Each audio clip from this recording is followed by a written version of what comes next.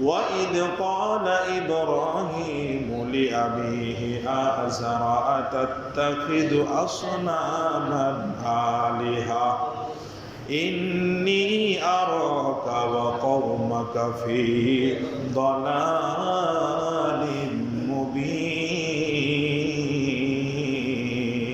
الله أكبر ইব্রাহিম আলাইহিস সালাম তার বাবাকে ডাক দিয়ে বললেন ওয়াইদ ক্বালা ইব্রাহিম লিআবিহি আযার ইব্রাহিম আলাইহিস সালাম তার বাবা আযরকে বলল আল্লাহ পাক রব্বুল আলামিন কালামুল্লাহ শরীফের মধ্যে আযরকে ইব্রাহিমের বাবা বলে উপাধি দিয়েছেন কিন্তু প্রকৃত কথা হলো তার বাবা ছিল অন্যজন আযর হলো তার প্রকৃত চাচা ছিলেন চাচা হলো বাবার মতো অথবা তো মানুষের মধ্যে অধিক প্রচলিত ছিল যে আযর হলো ইব্রাহিমের বাবা এই জন্য আল্লাহ পাক রব্বুল আলামিন আযরকে ইব্রাহিমের বাবা বলে বলেছেন ইব্রাহিম যখন তার বাবাকে দাওয়াত দেয়া বলল আতাত্তাখিদু আসনামান আলিহা বাবা আপনি যে এই সমস্ত মূর্তিগুলাকে কি আপনি উপাস্য হিসাবে গ্রহণ করেছেন নাকি ইন্নী আরাকা ওয়া কওমাকা ফি যালালিম মুবিন আমি নিশ্চয়ই আমি আপনাকে আর আপনার কওমকে স্পষ্ট গোমরাহির মধ্যে দেখতে পাচ্ছি কারণ এটা হলো মানব রচিত খোদা ইব্রাহিম আলাইহিস সালাতু ওয়াস সালামকে আল্লাহ তাআলা সুস্থ মস্তিষ্ক দান করেছিলেন ইব্রাহিম আলাইহিস সালাতু ওয়াস সালাম সদ্য বালক হয়েছেন সদ্য একটা বালক হয়ে উঠতেছেন এমন সময় আল্লাহ পাক রব্বুল আলামিন সর্বপ্রথম ইব্রাহিম আলাইহিস সালাতু ওয়াস সালামকে তার ব্রেনের পরীক্ষা নিলেন মস্তিষ্কের পরীক্ষা নিলেন সুবহানাল্লাহ তার তো জন্মলগ্নটাই ছিল একটা মহা পরীক্ষা তিনি যেই পরিবেশের মধ্যে জন্মগ্রহণ করেছেন সেই পরিবেশটাই ছিল একটা বড় পরীক্ষা এরপরে আবার আল্লাহ তাআলা তাকে আকলে সলিমের পরীক্ষা নিলেন আল্লাহ পাক রব্বুল আলামিন কালামুল্লাহ শরীফের মধ্যে ইরশাদ করে বলতেছেন ফালাম্মা জান্না আলাইহিল লাইলু রাআ কাওকাবা যখন রাত্রি ছেয়ে গেল ইব্রাহিম আলাইহিস সালাতু ওয়াস সালাম আকাশের নক্ষত্ররাজি দেখতে পাইলেন ক্বালা হাযা রাব্বি আকাশের মধ্যে নক্ষত্ররাজি জ্বলতে দেখে ইব্রাহিম আলাইহিস সালাতু ওয়াস সালাম ভাবলেন এটাই মনে হয় আমার রব এটাই মনে হয় আমার খোদা ফালাম্মা আফালা ক্বালা লা উহিব্বুল আফিলিন যখন ওই তারকারাজিগুলো আস্তে আস্তে ডুবে গেল হারিয়ে দিনের আলোয় যখন ওই নক্ষত্ররাজিগুলো হারিয়ে যায় ইব্রাহিম আলাইহিস সালাতু ওয়াস সালাম বলেন যেটা ডুবে যায় এটা কখনো মানুষের রব হতে পারে না সুবহানাল্লাহ এটা কি কোরআন হাদিস ঘেটে উনি বলেছেন নাকি সুস্থ মস্তিষ্ক থেকে বলছেন ওনাকে আল্লাহ পাক রব্বুল আলামিন যে জেহান দান করেছেন যে আকল দান করেছেন যে মেধা শক্তি আল্লাহ তাআলা দান করেছেন যেই সুস্থ বুদ্ধি আল্লাহ তাআলা দান করেছেন ওই বুদ্ধি খাটিয়েই ইব্রাহিম আলাইহিস সালাতু ওয়াস সালাম বললেন যে নক্ষত্র ডুবে যায় এটা কখনো মানুষের খোদা হতে পারে না এরপরে ফালাম্মা রাআল কমারা বাযিগান যখন ইব্রাহিম আলাইহিস সালাতু ওয়াস সালাম চাঁদকে জ্বলে উঠতে দেখলেন পূর্ণিমার রজনীতে বিশাল বড় চাঁদ এরকম জল করে আকাশের মধ্যে জ্বলে উঠতে দেখে ইব্রাহিম আলাইহিস সালাতু ওয়াস সালাম বললেন এটাই মনে হয় আমার রব ক্বালা হাযা রাব্বি এটাই মনে হয় আমার রব এরপরে বলতেছেন ফালাম্মা আফালা ক্বালা লা ইল্লাম ইয়াহদিনি রাব্বি লাকুনান্না মিনাল কওমিদ দাল্লিন আমার রব যদি আমাকে হেদায়েত না দেন সঠিক পথ যদি আমার রব আমাকে না দান করেন তাহলে আমি গোমরাহীদের অন্তর্ভুক্ত হয়ে যাব এরপরে ফালাম্মা রাআশ শামসা বাযিগাতান এরপরে সূর্যকে যখন উজ্জ্বল হয়ে উঠতে দেখলেন ক্বালা হাযা রাব্বি হাযা আকবার এটাই মনে হয় আমার রব এটাই তো সবথেকে বড় সকালবেলা যখন সূর্য ওঠে বিশাল বড় লাল টকটকা রূপ ধারণ করে সূর্য যখন উঠতে থাকলো আস্তে আস্তে তেজস্বী হতে শুরু করলো ইব্রাহিম আলাইহিস সালাতু ওয়াস সালাম বললেন নক্ষত্র দেখলাম চাঁদ দেখলাম সবই তো ছোট কিন্তু সূর্যটা হলো বড় এটাই মনে হয় আমার রব এটাই সবথেকে বড় কিন্তু দেখলো দিন শেষে সূর্য আস্তে আস্তে অস্তমিত হয়ে রাতের আধারে হারায় গেল সূর্য রাতের বেলা সূর্য থাকে নাকি সূর্য যখন ডুবে গেল ইব্রাহিম আলাইহিস সালাতু ওয়াস সালাম বলেন, ফালাম্মা আফালাত ক্বালা ইয়া কওমি ইন্নী বারিউম মিম্মা তুশরিকুন, ও আমার কওম, ও আমার সম্প্রদায়, তোমরা যে সমস্ত তারকার পূজা করো, গ্রহ নক্ষত্রের পূজা করো, আমি সমস্ত রকমের থেকে আমি পবিত্র। তোমরা যার সাথে শিরক করো, আমি এগুলার কোনো কিছুকে খোদা হিসেবে মানতে পারি না। প্রকৃত খোদা হলেন এই নক্ষত্ররাজি, গ্রহরাজি সব কিছু যিনি সৃষ্টি করেছেন, তিনিই হলেন প্রকৃত রব। সুবহানাল্লাহ। আচ্ছা মানুষ বলো দেখি, রাত্রি কেন কালো, কার ইশারায় চাঁদ সূরজ পেল এত আলো? পাতাগুলো সবুজ বটে, ফুলের মতো নয়, বলো বলো এসব মানুষ কেমন করে হয়? আমগুলো সব পাকলে পরে কেমনে হয় তা লাল? দুধ কেন সাদা, মরিচ কেন ঝাল? আমরা সবাই বাস করি ভাই এই দুনিয়ার রঙে, হাতের লেখা আর চেহারা মিলে না কারোর সঙ্গে। বয়ানের এক পর্যায়ে বলতেছিলাম, কোরবানি মানব ইতিহাসে সর্বপ্রথম আদম আলা নবীনা আলাইহিস সালাতু ওয়াস সালামের দুই ছেলে হাবিল আর কাবিল করেছিল। যদিও মানব ইতিহাসে সর্বপ্রথম হাবিল আর কাবিল কোরবানি পেশ করেছিল, উম্মতে মুহাম্মাদি প্রতি বছর ঈদুল আজহায় যে কোরবানি করে, এই কোরবানির সম্পর্ক হাবিল কাবিলের কোরবানির সাথে নয়। আমাদের কোরবানির সম্পর্ক উম্মতে মুহাম্মাদির কোরবানির সম্পর্ক সাইয়্যিদিনা হযরত ইব্রাহিম আলা নবিয়িনা আলাইহিস সালাতু ওয়াস সালামের কোরবানির সাথে। ইব্রাহিম আলাইহিস সালাতু ওয়াস সালামের কোরবানিটা কী ছিল সেটা বোঝার আগে, সেই আলোচনায় যাওয়ার আগে ইব্রাহিম আলাইহিস সালাতু ওয়াস সালামের শুরু থেকে নিয়ে কিছু কথা, কিছু ইতিহাস আমি আপনাদের সামনে তুলে ধরতে চাই। আল্লাহ পাক রব্বুল আলামিন ইব্রাহিম আলাইহিস সালাতু ওয়াস সালামের পুরো জীবনটা থেকে অনেকবার পরীক্ষা নিয়েছেন। ইব্রাহিম আলাইহিস সালাতু ওয়াস সালাম অনেকগুলো পরীক্ষা দিয়েছেন। আল্লাহ রব্বুল আলামিন এমনি ইব্রাহিম আলাইহিস সালাতু ওয়াস সালামকে খলিলুল্লাহ খেতাবে ভূষিত করেন নাই। ওনার কাছ থেকে খুব কঠিন কিছু বড় কিছু পরীক্ষা আল্লাহ পাক রব্বুল আলামিন তার কাছ থেকে নিয়েছেন, এবং সেই পরীক্ষাগুলোর মধ্য থেকে প্রত্যেকটা পরীক্ষা থেকে হযরত ইব্রাহিম আলাইহিস সালাতু ওয়াস সালাম 100-তে 100 নাম্বার পেয়ে পরীক্ষায় উত্তীর্ণ হয়েছেন। বলেন সুবহানাল্লাহ। প্রত্যেকটা পরীক্ষায় হযরত ইব্রাহিম আলাইহিস সালাতু ওয়াস সালাম 100 নাম্বার নিয়ে পরীক্ষায় উত্তীর্ণ হয়েছেন। আল্লাহ তাআলা ইব্রাহিম আলাইহিস সালাতু ওয়াস সালামকে যে পরীক্ষা নিয়েছেন, কোরআনুল কারীমের মধ্যে সূরা বাকারার 124 নম্বর আয়াতে আল্লাহ পাক রব্বুল আলামিন বলতেছেন, বিসমিল্লাহির রহমানির রহিম, وَإِذِ ابْتَلَى إِبْرَاهِيمَ رَبُّهُ بِكَلِمَاتٍ فَأَتَمَّهُنَّ قَالَ إِنِّي جَاعِلُكَ لِلنَّاسِ إِمَامًا। আল্লাহ পাক রব্বুল আলামিন হযরত ইব্রাহিম আলাইহিস সালাতু ওয়াস সালামের ব্যাপারে বলতেছেন, স্মরণ করো সেই সময়ের কথা যখন আল্লাহ পাক রব্বুল আলামিন ইব্রাহিম আলাইহিস সালাতু ওয়াস সালামকে পরীক্ষা করেছিলেন। বিকালিমাতিন, মুফাসসিরিনে কেরাম বলেন এরকম উল্লেখযোগ্য প্রায় 10টার কথা তাফসীরের কিতাবের মধ্যে আসছে।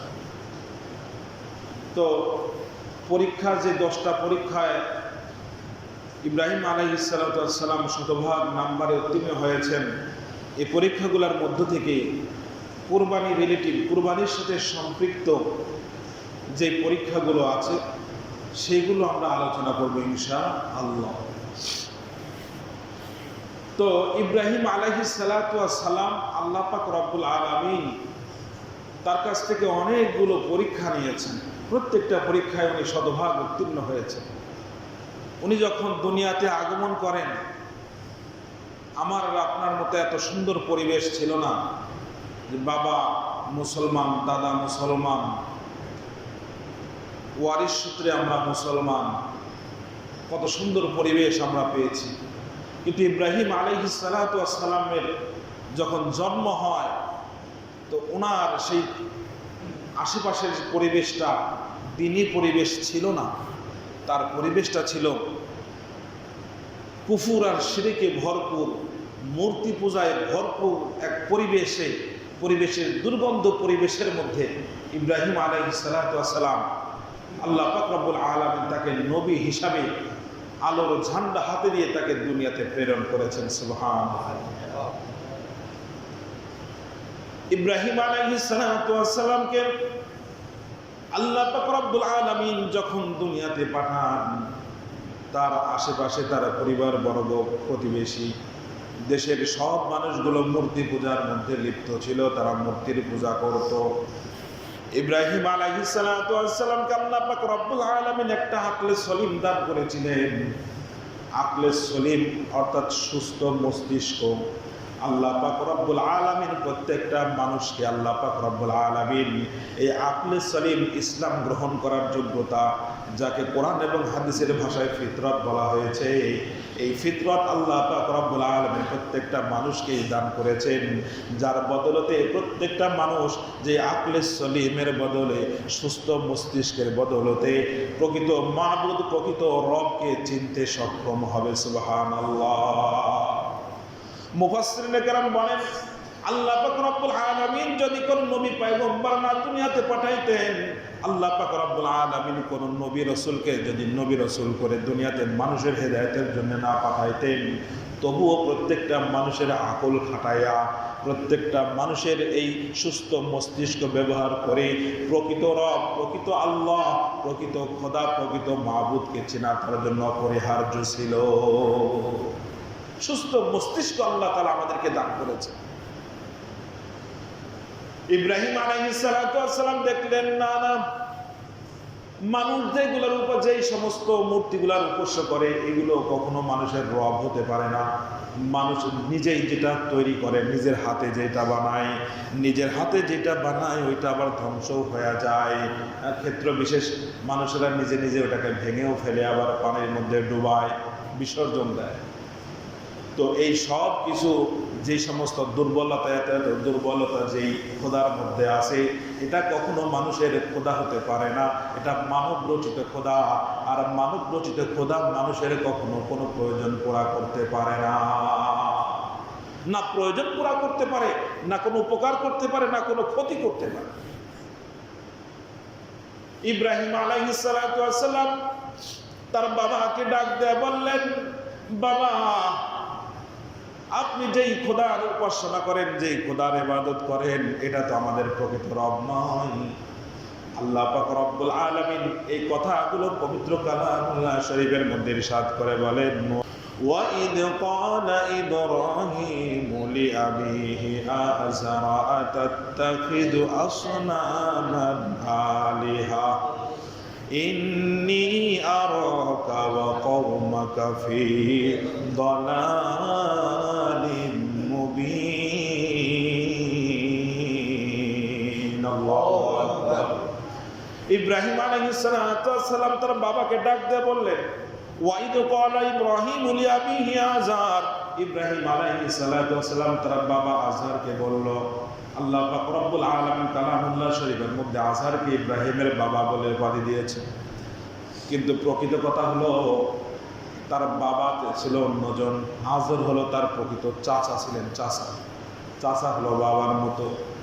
অথবা তো মানুষের মধ্যে অধিক প্রচলিত ছিল যে আযর হলো ইব্রাহিমের বাবা, এই জন্য আল্লাহ পাক রব্বুল আলামিন আযরকে ইব্রাহিমের বাবা বলে বলেছেন। ইব্রাহিম যখন তার বাবাকে দাওয়াত দেয়া বলল, আতাত্তাখিযু আসনামান আলিহা, বাবা আপনি যে এই সমস্ত মূর্তিগুলাকে আপনি উপাস্য হিসাবে গ্রহণ করেছেন নাকি?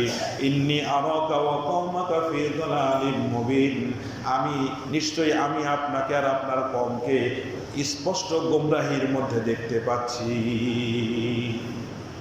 কারণ এটা হলো মানব রচিত খোদা।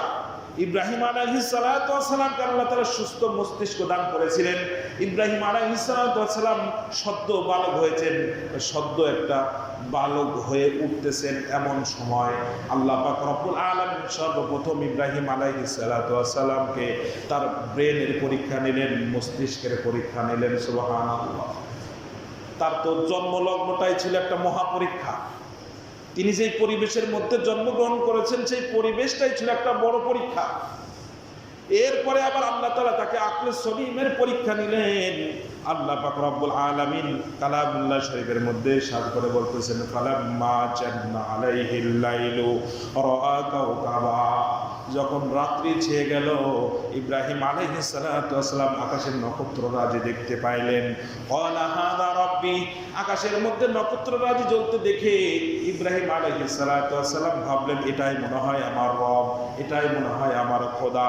ফালাম্মা আফালা ক্বালা লা উহিব্বুল আফিলিন, যখন ওই তারকারাজিগুলো আস্তে আস্তে ডুবে গেল, হারিয়ে দিনের আলোয় যখন ওই নক্ষত্ররাজিগুলো হারিয়ে যায়, ইব্রাহিম আলাইহিস সালাতু ওয়াস সালাম বলেন, যেটা ডুবে যায় এটা কখনো মানুষের রব হতে পারে না। সুবহানাল্লাহ। এটা কি কোরআন হাদিস ঘেটে উনি বলেছেন নাকি সুস্থ মস্তিষ্ক থেকে বলছেন? ওনাকে আল্লাহ পাক রব্বুল আলামিন যে জেহান দান করেছেন, যে আকল দান করেছেন, যে মেধা শক্তি আল্লাহ তাআলা দান করেছেন, যেই সুস্থ বুদ্ধি আল্লাহ তাআলা দান করেছেন, ওই বুদ্ধি খাটিয়েই ইব্রাহিম আলাইহিস সালাতু ওয়াস সালাম বললেন যে নক্ষত্র ডুবে যায় এটা কখনো মানুষের খোদা হতে পারে না। এরপরে ফালাম্মা রাআল কমারা বাযিগান, যখন ইব্রাহিম আলাইহিস সালাতু ওয়াস সালাম চাঁদকে জ্বলে উঠতে দেখলেন, পূর্ণিমার রজনীতে বিশাল বড় চাঁদ এরকম জল জল করে আকাশের মধ্যে জ্বলে উঠতে দেখে ইব্রাহিম আলাইহিস সালাতু ওয়াস সালাম বললেন, এটাই মনে হয় আমার রব। ক্বালা হাযা রাব্বি, এটাই মনে হয় আমার রব। এরপরে বলতেছেন ফালাম্মা আফালা ক্বালা লা ইল্লাম ইয়াহদিনি রাব্বি লাকুনান্না মিনাল কওমিদ দাল্লিন, আমার রব যদি আমাকে হেদায়েত না দেন, সঠিক পথ যদি আমার রব আমাকে না দান করেন, তাহলে আমি গোমরাহীদের অন্তর্ভুক্ত হয়ে যাব। এরপরে ফালাম্মা রাআশ শামসা বাযিগাতান, এরপরে সূর্যকে যখন উজ্জ্বল হয়ে উঠতে দেখলেন, ক্বালা হাযা রাব্বি হাযা আকবার, এটাই মনে হয় আমার রব, এটাই তো সব থেকে বড়। সকালবেলা যখন সূর্য উঠে বিশাল বড় লাল টকটকা রূপ ধারণ করে সূর্য যখন উঠতে থাকলো, আস্তে আস্তে তেজস্বী হতে শুরু করলো, ইব্রাহিম আলাইহিস সালাতু ওয়াস সালাম বললেন, নক্ষত্র দেখলাম, চাঁদ দেখলাম, সবই তো ছোট, কিন্তু সূর্যটা হলো বড়, এটাই মনে হয় আমার রব, এটাই সব থেকে বড়। কিন্তু দেখলো দিন শেষে সূর্য আস্তে আস্তে অস্তমিত হয়ে রাতের আধারে হারায় গেল সূর্য। রাতের বেলা সূর্য থাকে নাকি?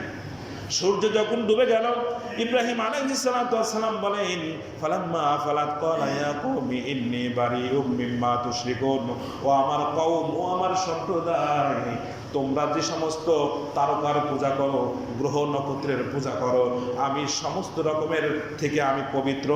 তোমরা যার সাথে শিরক করো, আমি এগুলার কোনো কিছুকে খোদা হিসেবে মানতে পারি না। প্রকৃত খোদা হলেন এই নক্ষত্ররাজি, গ্রহরাজি, সব কিছু যিনি সৃষ্টি করেছেন, তিনিই হলেন প্রকৃত রব। সুবহানাল্লাহ। আচ্ছা মানুষ বলো দেখি, রাত্রি কেন কালো, কার ইশারায় চাঁদ সূরজ পেল এত আলো, পাতাগুলো সবুজ বটে ফুলের মতো নয়, বলো বলো এসব মানুষ কেমন করে হয়, আমগুলো সব পাকলে পরে কেমনে হয় তা লাল, দুধ কেন সাদা, মরিচ কেন ঝাল। দুধ সাদা, মরিচ কি? মরিচ হলো ঝাল। আমরা সবাই বাস করি ভাই এই দুনিয়ার রঙে, হাতের লেখা আর চেহারা মিলে না কারোর সঙ্গে। মিলে নাকি? হাতের লেখা হচ্ছে মিলে না কারোর সাথে, কারোরটা মিলে না, চেহারাও কারোর সাথে মিলে না। আমরা সবাই বাস করি ভাই এই দুনিয়ার রঙে, হাতের লেখা আর চেহারা মিলে না কারোর সঙ্গে, আর মিলে না কথার ধরন, আঙ্গুলেরও টিপ। আল্লাহ আছেন একজন, এবার প্রমাণ হলো ঠিক, ঠিক কিনা বলেন? আল্লাহ কয়জন? আল্লাহ কয়জন? আল্লাহ একজন। ইব্রাহিম আলাইহিস সালাতু ওয়াস সালাম যখন দেখলেন যে এই সমস্ত গ্রহ নক্ষত্রের মধ্যে এমন কিছু দুর্বলতা আছে, যে দুর্বলতাগুলো কোনো রবের মধ্যে থাকতে পারে না, উনি মেধা খাটাইলেন, দেখলেন বাস্তবিকই তাই, যে এগুলোর মধ্যে কোনো, যেগুলো নিজেই স্থির না, আর একজনকে কি সাহায্য করবে, কি ক্ষমতা তার মধ্যে আছে। প্রকৃতপক্ষে এগুলার সৃষ্টিকর্তা যিনি, তিনিই হলেন রব। এই জন্য ইব্রাহিম আলাইহিস সালাতু ওয়াস সালাম তার বাবাকে দাওয়াত দিলেন। বাবাকে দাওয়াত দিয়ে বললেন যে বাবা, এই সমস্ত মূর্তি পূজার যে সমস্ত তোমরা পূজা করতেছো মূর্তির, এগুলো কোনো মানুষের রব হতে পারে না, এগুলো তোমাদের খোদা হতে পারে না।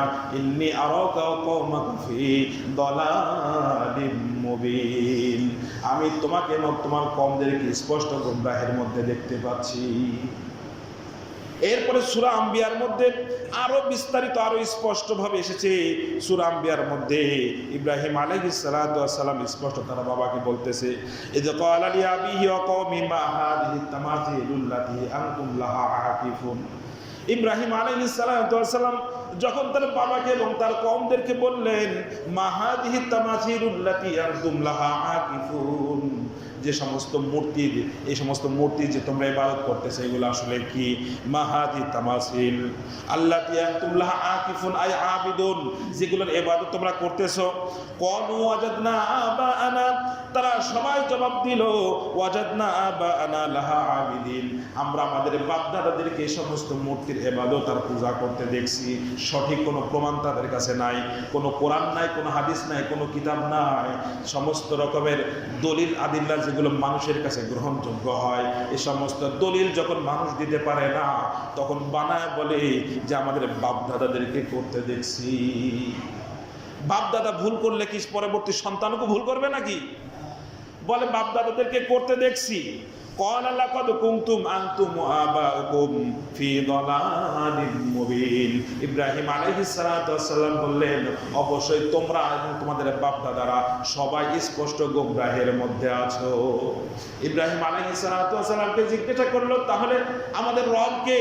ইব্রাহিম আলাইহিস সালাতু ওয়াস সালাম বললেন, এগুলোর যিনি সৃষ্টিকর্তা, এগুলোকে যিনি বানিয়েছেন, আসমান যিনি বানিয়েছেন, জমিন যিনি বানিয়েছেন, এই সব পৃথিবীর মালিক যিনি, তিনি হলেন আমাদের আল্লাহ।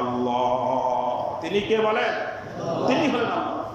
ইব্রাহিম আলাইহিস সালাতু ওয়াস সালাম যখন মূর্তির বিরোধিতা শুরু করলেন, সমস্ত মানুষদের মূর্তি পূজা যারা করতো তাদের বিরোধিতা যখন শুরু করে দিলেন, ইব্রাহিম আলাইহিস সালাতু ওয়াস সালামের ব্যাপারে লম্বা ঘটনা আছে, সেদিকে যাওয়া যাবে না। ইব্রাহিম আলাইহিস সালাতু ওয়াস সালাম সব মূর্তিগুলোকে ভেঙে ফেললেন, একটা মূর্তি অবশিষ্ট রাখলেন। ওই একটা মূর্তির হাতে কোড়াল ঝোড়ায় দেয়া বলতেছিলেন যে এই অপরাধ করছে। লম্বা ঘটনা।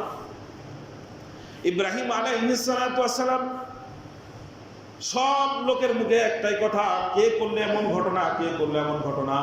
সবাই বললো একটা যুবক, তার নাম হলো ইব্রাহিম, সে আমাদের ইলাহ, আমাদের মাবুদের সম্পর্কে বিভিন্ন রকমের উল্টাপাল্টা কথাবার্তা বলে, যে সে হতে পারে। তো তাকে যখন ধরে আনা হলো, সব যখন স্পষ্ট হয়ে গেল যে ঘটনা ইব্রাহিম আলাইহিস সালাতু ওয়াস সালামই করেছেন, তো সবাই মিলে ইব্রাহিম আলাইহিস সালাতু ওয়াস সালামকে এরকমভাবে আগুনের মধ্যে নিক্ষেপ করলো। আল্লাহ পাক রব্বুল আলামিন আগুনকে জান্নাতের বাগান বানায় দিলেন। ইব্রাহিম আলাইহিস সালাতু ওয়াস সালাম 40 দিন পরে সেখান থেকে যখন নিরাপদে বের হয়ে আসতেছিলেন, শরীর থেকে ময়লা ছাইগুলো ঝেড়ে ঝেড়ে বের হইতেছিলেন, এই অবস্থা দেখে সবাই উপস্থিত যারা ছিল, সবাই আশ্চর্য হয়ে গেল, ব্যাপারটা কি? আগুনের মধ্যে থাকলো, এরপরেও কিছু হইল না। এ তো অনেক বড় জাদুকর, নাউজুবিল্লাহ বললেন। কোনো জাদুকরের দ্বারা এটা সম্ভব নাকি বলেন? এটা ইব্রাহিম আলাইহিস সালাতু ওয়াস সালামের মুজিজা ছিল। ইব্রাহিম আলাইহিস সালাতু ওয়াস সালাম যখন দেখলেন যে না না, আমার এই এলাকার মানুষেরা নিতান্তই কঠোর স্বভাবের মানুষ, কঠোর প্রকৃতির মানুষ, এখানে আর থাকা যাবে না। ওনার বাসস্থান ছিল ইরাকে, তিনি সেখান থেকে হিজরত করে চলে গেলেন শামে, সেখানে গিয়ে তিনি বসবাস শুরু করবেন। কোরআনুল কারীমের মধ্যে আল্লাহ তাআলা বলেন, ওয়াকালা ইন্নী যাহিবুন ইলা রাব্বি সায়াহদিন, আমি এখান থেকে চলে যাব, শামের দিকে চলে যাব, অবশ্যই আমার রব আমাকে হেদায়েত দান করে দিবেন। সুবহানাল্লাহ। প্রতিমধ্যে যাওয়ার সময় অনেক ঘটনা ঘটে। যাওয়ার সময় তিনি দেখলেন এক জায়গায় মানুষ সব দলদল একদিকে যাইতেছে। কি ব্যাপার, তোমরা কোথায় যাও? বলে আজকে অমুক এলাকার বাদশা ঘোষণা করছে তার মেয়ে জামাই চয়েস করবে, স্বামী চয়েস করবে, আমরা সেখানে যাচ্ছি, মেয়ে যাকে পছন্দ করবে সেই হবে তারা জামাই, রাজ্যের বাদশা হয়ে যাবে। ইব্রাহিম আলাইহিস সালাতু ওয়াস সালাম বললেন, ঠিক আছে, আমিও সেখানে যাব। ইব্রাহিম আলাইহিস সালাতু ওয়াস সালাম সেখানে গেলেন। সেখানে যাওয়ার পরে সমস্ত মানুষদের মধ্য থেকে ফুলের মালা পরাই দিল কার গলায়? ইব্রাহিম আলাইহিস সালাতু ওয়াস সালামের গলায়। অর্থাৎ এখানে মিশরের মধ্যে যেই বিবি, মিশরে যে বিবির সাথে বিবাহ হইল, এই বিবি হলেন হযরত হাজেরা, সারা আলাইহিস সালাম। তদানীন্তনকালের সব থেকে সুন্দরী ছিলেন উনি, সারা। তো ইব্রাহিম আলাইহিস সালাতু ওয়াস সালামের সাথে বিবাহ হলো। তিনি সেখান থেকে বললেন যে না, আমি আরো সামনে যাব। তো সেখানে যাইতে সময় মিশরের উপর দিয়ে যখন তিনি অতিক্রম করতেছিলেন, মিশরের বাদশাহ ছিল খুব লম্পট স্বভাবের প্রকৃতির একজন মানুষ। সে তার রাজ্যে কোনো সুন্দরী মেয়ে থাকলে তাকে দর্শন করত। নাউজুবিল্লাহি মিন যালিক। আমার ভাইয়া দুস্থ বুজুর্গ, তো তখন যখন যাইতেছিলেন, ওর আবার একটা স্বভাব ভালো ছিল যে কোনো যদি এরকম বলতো যে আমরা দুজন ভাই বোন হই, তাহলে সেখানে সে কি করে না, এই দুর্ঘটনা সে করে না। তো যাওয়ার সময় ইব্রাহিম আলাইহিস সালাম বললেন যে আমরা ভাই বোন, তারপরেও তাকে জোরপূর্বক সেখানে নিয়ে যাওয়া হলো। অনেক লম্বা ঘটনা। ইব্রাহিম আলাইহিস সালামের প্রথম স্ত্রী সারার সাথে যখন এরকমভাবে দুশ্চরিত্র কাজ করতে চাইল, যতবারই চেষ্টা করলো ততবারই বিফল হলো। সর্বশেষ মাপ চাওয়ার পরে ওই ফেরাউন, তদানীন্তনকালের যে মিশরের শাসক ছিল সে হলো ফেরাউন। আমাদের দেশে যেমন প্রধানমন্ত্রী, সেরকম সেই সময় মিশরের যে বাদশাহ হতো তাকে বলা হয়তো ফেরাউন। তো সেই ফেরাউন তাকে খুশি হয়ে হাজেরা নামে দাসী, আর এক রাওয়ায়াতে আসছে হাজেরা নামে এক মেয়ে, এটা তার মেয়ে ছিল, ইব্রাহিম আলাইহিস সালাতু ওয়াস সালামকে হাদিয়া, এই সারাকে হাদিয়া দিলেন। এবং সারা ইব্রাহিম আলাইহিস সালাতু ওয়াস সালামকে তার এই প্রাপ্য হাতে ইব্রাহিম আলাইহিস সালামকে দিয়ে দিলেন। সুবহানাল্লাহ। তো এরপরে তারা সেখান থেকে চলে গেলেন কোথায়, শামে চলে গেলেন। শামে যাওয়ার পরে তাদের বসবাস, সেখানে থাকতে শুরু করলেন। থাকতে থাকতে অনেক বছর, ইব্রাহিম আলাইহিস সালাতু ওয়াস সালামের যখন 80 বছর হয়ে গেল, অপর রিওয়ায়াতে আসছে 86 বছর যখন হয়ে গেল ইব্রাহিম আলাইহিস সালামের, তখনও পর্যন্ত তিনি নিঃসন্তান, তার কোনো সন্তান হয় না। তখন আল্লাহ পাক রব্বুল আলামিনের কাছে দোয়া করলেন, রব্বি হাবলি মিনাস সালিহিন, হে আল্লাহ আমাকে একটি নেককার সন্তান দান করেন। সুবহানাল্লাহ। বলেন কি সন্তান চাবো, কি সন্তান? লম্বা ইতিহাস, খুবই সংক্ষেপে বললাম যে ইব্রাহিম আলাইহিস সালাতু ওয়াস সালাম এর তৃতীয় পরীক্ষা, যে আল্লাহ পাক রব্বুল আলামিন তাকে যে দীর্ঘ একটা সময় পর্যন্ত তাকে সন্তানই দেন নাই, নিঃসন্তান অবস্থায় রাখছেন। এরপরে শেষ দিকে এসে, জীবনের শেষ বয়সে এসে একটা সন্তান দান করলেন। সেই সন্তানের উপরেও আল্লাহ তাআলা এমন পরীক্ষা দিয়েছেন, এমন পরীক্ষা নিয়েছেন, যে পরীক্ষার ব্যাপারে স্বয়ং আল্লাহ নিজেই বলতেছেন, ইন্না হাযা লাহুল বালাউল মুবিন, এটা একটা মহা পরীক্ষা ছিল। আল্লাহ পাক রব্বুল আলামিন সেই পরীক্ষাও তাকে উত্তীর্ণ করেছেন, বলেন সুবহানাল্লাহ। ইনশাআল্লাহ আগামী জুমায় ইব্রাহিম আলাইহিস সালাতু ওয়াস সালামের এই বাকি ইতিহাস, যে জায়গার সাথে আমাদের কুরবানির সম্পর্ক, আগামী জুমায় সেই কুরবানির আসল ইতিহাসটুকু তুলে ধরা হবে। এরপরে সপ্তাহে ইনশাআল্লাহ কুরবানির মাসআলা নিয়ে আলোচনা করা হবে। আল্লাহ পাক রব্বুল আলামিন আমাদের সবাইকে ইব্রাহিম আলাইহিস সালাতু ওয়াস সালামের আদর্শে উজ্জীবিত হয়ে কুরবানি করার তৌফিক দান করেন। সকলে বলে আমিন।